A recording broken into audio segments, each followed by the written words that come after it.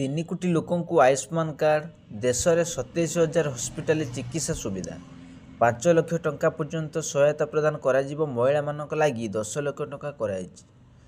ଚାଲନ୍ତୁ ପୁରା ଖବର ଜାଣିବା। ପୁରା ଖବର ଜାଣିବା ପୂର୍ବରୁ ଭିଡ଼ିଓଟି ଭଲ ଲାଗିଲେ ଲାଇକ୍ ସେୟାର ସବସ୍କ୍ରାଇବ୍ କରିବେ। ପାଖରେ ଥିବା ବେଲ୍ ଆଇକନ୍ ଦେବେ, ଅଲ୍ ନୋଟିଫିକେସନ୍ ଅନ୍ କରିବେ, ଯାହାଫଳରେ ସର୍ବପ୍ରଥମେ ନୂଆ ନୂଆ ଭିଡ଼ିଓ ପାଇବେ। ରାଜ୍ୟରେ ବିଜୁ ସ୍ୱାସ୍ଥ୍ୟ କଲ୍ୟାଣ ଯୋଜନା BSKY କାର୍ଡ ବଦଳରେ ନୂଆ ସରକାର ଆୟୁଷ୍ମାନ ଭାରତ ଓ ଗୋପବନ୍ଧୁ ଜନ ଆରୋଗ୍ୟ ଯୋଜନା କାର୍ଯ୍ୟକାରୀ କରିଥିବା ବେଳେ ପ୍ରଥମ ପର୍ଯ୍ୟାୟରେ 3 କୋଟି ଲୋକଙ୍କୁ ସ୍ୱାସ୍ଥ୍ୟ କାର୍ଡ ପ୍ରଦାନ କରାଯିବ ବୋଲି ସ୍ୱାସ୍ଥ୍ୟ ପରିବାର କଲ୍ୟାଣ ମନ୍ତ୍ରୀ ଡକ୍ଟର ମୁକେଶ ମାଲିକ କହିଛନ୍ତି। ସେ କହିଛନ୍ତି ଯେ ବଜେଟ୍ ପାସ୍ ହେବା ଦିନଠାରୁ ସ୍ୱାସ୍ଥ୍ୟ ସେବା ସହାୟତା ଦିଆଯାଇଛି। ଖୁବ୍ ଶୀଘ୍ର ନୂଆ କାର୍ଡ ମଧ୍ୟ ପ୍ରଦାନ କରାଯିବ। ଏଥିପାଇଁ ପ୍ରସ୍ତୁତି ଚାଲିଛି। 4 କୋଟି 30 ଲକ୍ଷ ଲୋକଙ୍କ ମଧ୍ୟରୁ ପ୍ରଥମ ପର୍ଯ୍ୟାୟରେ 3 କୋଟି ଲୋକଙ୍କୁ କାର୍ଡ ମିଳିବ।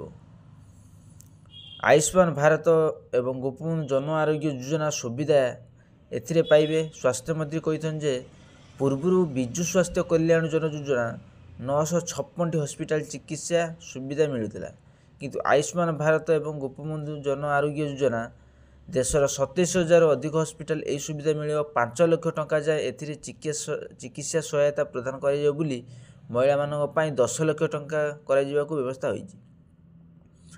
ଆୟୁଷ୍ମାନ ଭାରତ ଓ ଗୋପବନ୍ଧୁ ଜନ ଆରୋଗ୍ୟ ଯୋଜନା ଇନ୍ସୁରାନ୍ସ ନୁହେଁ ବରଂ ଆସୁରାନ୍ସ ବୋଲି ସ୍ୱାସ୍ଥ୍ୟମନ୍ତ୍ରୀ କହିଛନ୍ତି। ସେ କହିଛନ୍ତି ଯେ ଯୋଜନା କୌଣସି ଇନ୍ସୁରାନ୍ସ କମ୍ପାନୀ ପାଖକୁ ଯିବାକୁ ପଡ଼ିବ ନାହିଁ, କୌଣସି କ୍ଲେମ୍ ଦାଖଲ କରିବାକୁ ପଡ଼ିବ ନାହିଁ, କିନ୍ତୁ କାହାରି ପାଖକୁ ଦୌଡ଼ିବାକୁ ପଡ଼ିବ ନାହିଁ। ଏହା ସମ୍ପୂର୍ଣ୍ଣ ଭାବରେ ଆସ୍ୟୁରାନ୍ସ ଯୋଜନା। ଏଥିରେ କାର୍ଡ ଦେଖାଇ ସିଧାସଳଖ ଚିକିତ୍ସା ମିଳିପାରିବ। ସେ କହିଛନ୍ତି ଖୁବ୍ ଶୀଘ୍ର ଡାୟାଲିସିସ୍ ହେବାକୁ ରାଜ୍ୟର ସମସ୍ତ CSP ସହରରେ ଉପଲବ୍ଧ କରାଯିବ।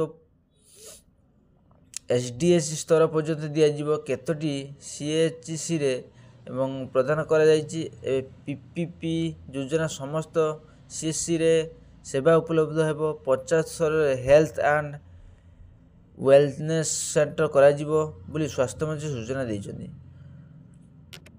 ଆଶା କରି ଭିଡ଼ିଓଟି ଭଲ ଲାଗିଲେ ଲାଇକ୍ ସେୟାର ସବସ୍କ୍ରାଇବ୍ କରିବେ, ବେଲ୍ ଆଇକନ୍ ଦେବେ।